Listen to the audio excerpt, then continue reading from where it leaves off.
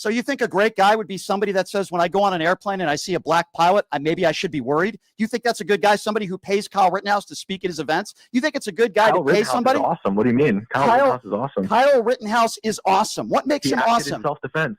He admitted that he shouldn't have been there. See, this is exactly what I thought about somebody like you. It was a prevailing case of self-defense. It was a prevailing. Okay, do you think he should have been there with a gun? Do you think his behavior, he should have been there? Does he have a right to move about as he feels? Didn't ask you. Freely the question wasn't legally if he had a right. I'm asking you about his behavior. You have a right to go on a public sidewalk and say, Who cares? Who cares if you arbitrarily think he should have been there or not? So you think, at the end of the day, he had a right. So you think Kyle Rittenhouse should be rewarded? You think he should be rewarded as a 17-year-old with an AR-15? Well, guess what? Guess who rewarded him? The guy who you think is a great guy.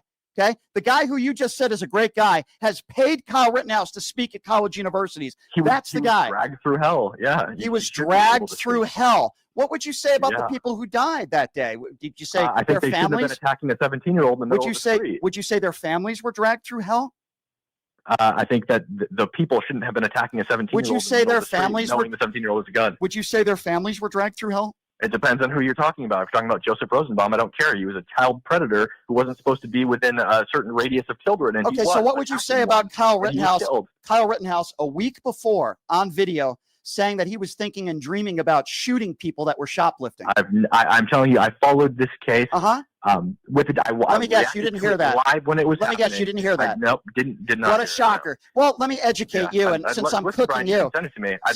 Since I'm cooking you, let me educate you. Okay, well, I don't care what you think. Kyle Rittenhouse, a week before on video, and it's so amazing that somehow you never saw this before, just like you never heard of Donald Trump going into teenage locker rooms, just like you never heard of Donald Trump praising Vladimir Putin.